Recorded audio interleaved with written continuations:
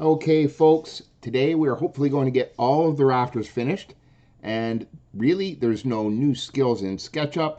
We'll just learn some terminology and one little concept to make things a little smoother. And what it is, guys, we're going to have to talk our way through building this.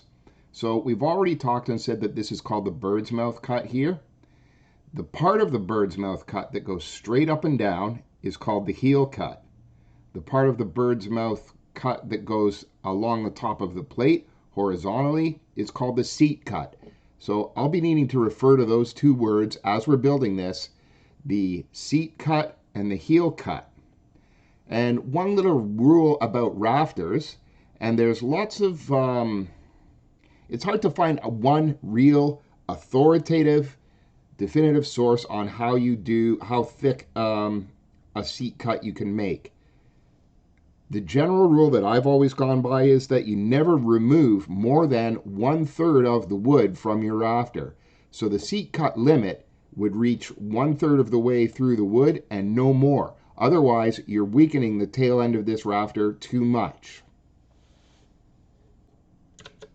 So looking at our 2x4 here, I've kind of recreated just a little section of it, tilted up at 30 degrees like we did for our rafter.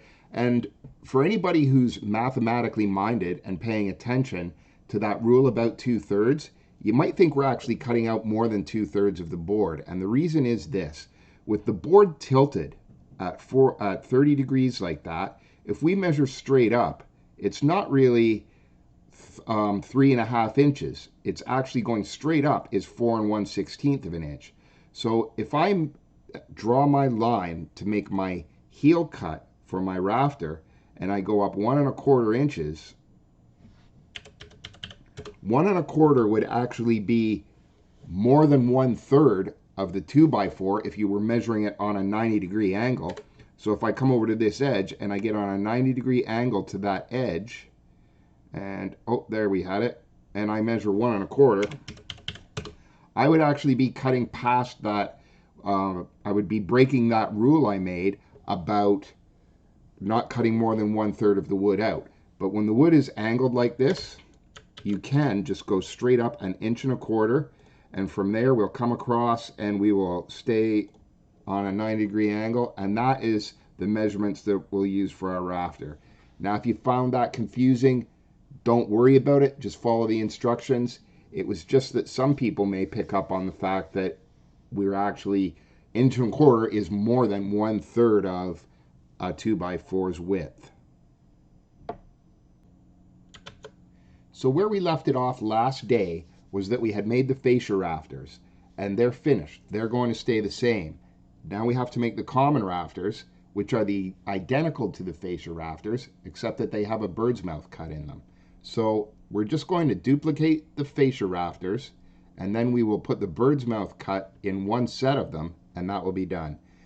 We'll select both of these fascia rafters. You hold down the control key and you can select multiple objects and just move them up out of the way. Just duplicate them. So hit control to duplicate and move them up out of the way and then hide them. And next step, guys, you don't want to forget this. You're going to select these two rafters and you're going to make them unique. So you hold down control, select them both, and you make them unique, and that way you won't be editing the two rafters that you've just hidden. Because if you forget to make them unique, you'll find that you've edited all of the rafters, including the ones that you just hid. So now you're ready to make these two into the common rafters by putting the bird's mouth cut in there. And you're going to have to edit that component.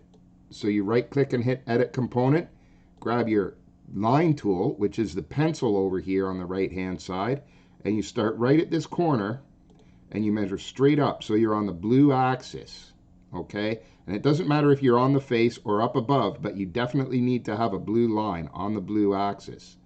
So I will do 1 1/4 inches, which is 1.25, like we talked about earlier, and hit enter, and that gives me my first line.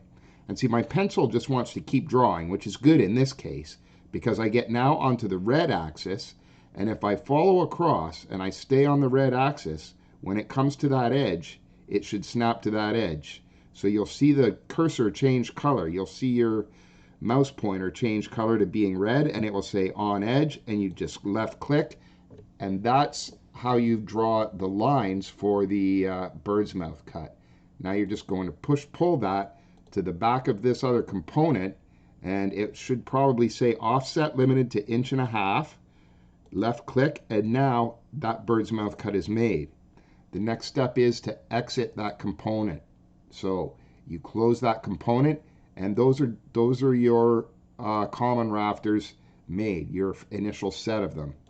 They can be moved right away. There's 3 things that can be moved here if you get the select tool, or you hold down control and you select the 2 rafters and the ridge board.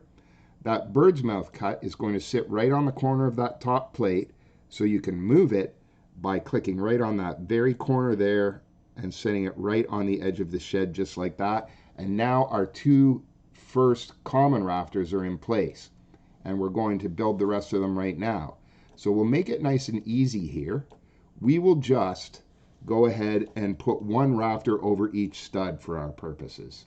So you want to get just those 2 common rafters and select them, so you can unselect everything else, and you can click and drag across them, or you can use control again, and you're going to move those rafters. You can grab them, say, right by this front edge right here, and hit control to duplicate them, and then get them moving on the green axis, and hold down your shift key and move it to the edge of that stud. That will align it with that stud. From here, for about the next 1, 2, 3, 4, 5, 6, 7 studs, those studs are 16 inches apart before they change again. So you can just grab that common rafter again, hit control, pull it across. If you want, you can enter 16, or if you want, you can get it moving on the green and hold down the shift key and move it onto the edge of that stud, and you can hit, once you've got it moved, you hit X7, and let's see how we've done here. Are they on the edges of the stud? It certainly looks like they are dead on the edges of that stud. And we need 1 more. We need 1 more right on this very edge right here. So if we get onto this one, get right onto that end point in that component, hit control and duplicate it over.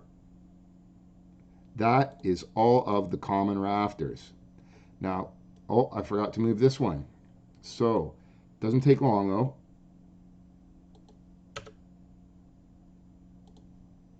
I don't think I did it right. Okay, I got it. All right, so that's all the common rafters done. Now the fascia rafters, they sit out, we'll say 18 inches from the actual edge of the shed. So we're going to grab this, and you know what, it's probably better if it's 12. Let's make it an even 12. So in order to do that, we have to make the ridge board longer. So we're going to have to edit that component, and we will just pull it out 12 inches on this end. So hit 12 and enter, and then we're going to do the same thing on the other end. Just pull it out 12 inches. I didn't click on it right. Okay.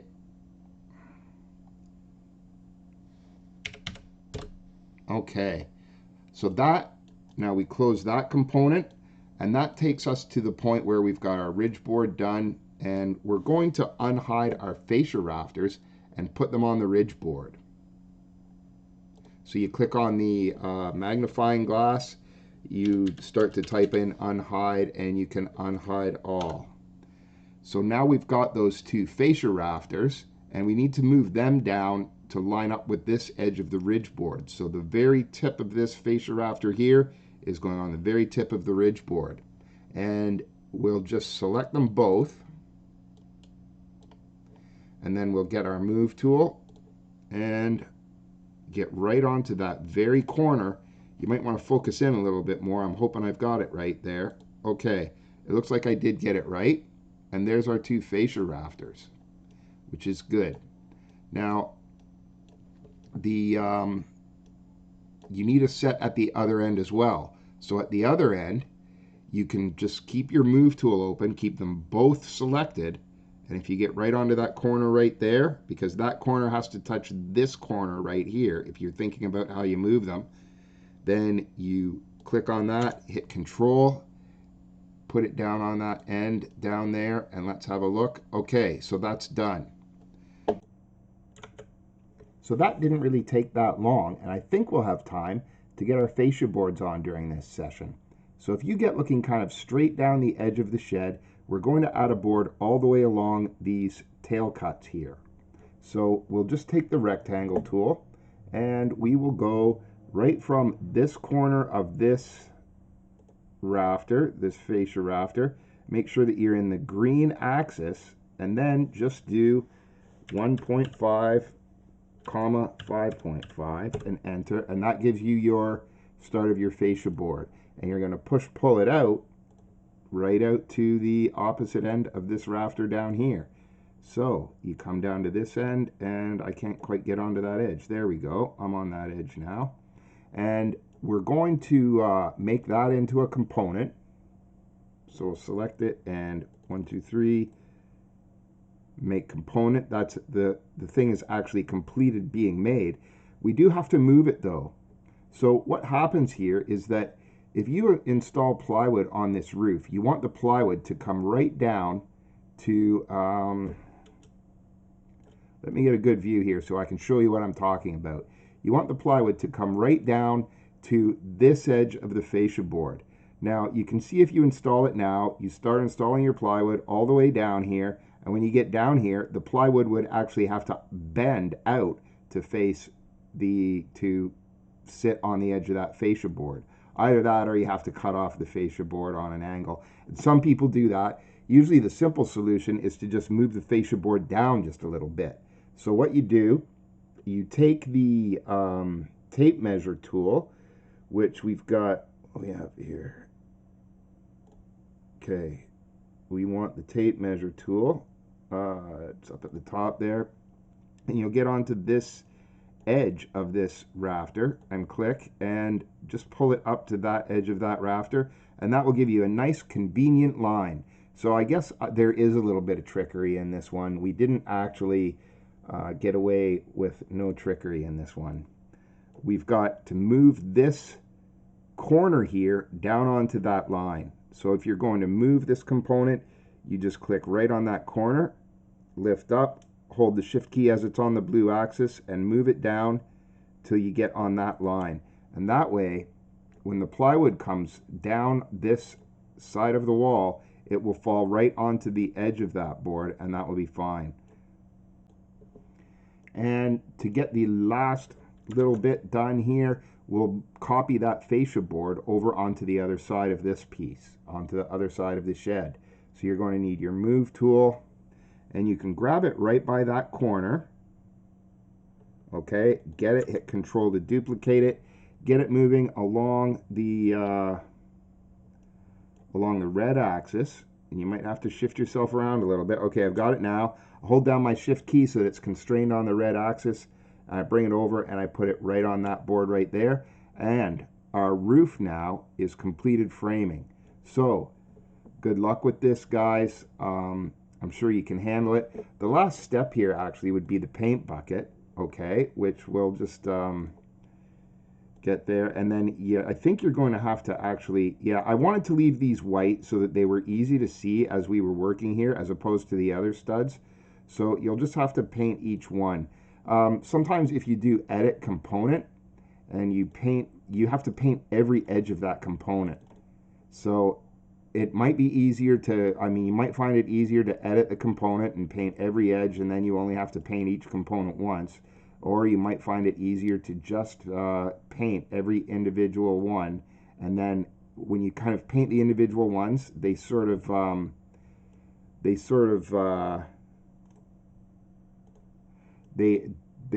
the paint on all the surfaces at once. So it's up to you guys what you do.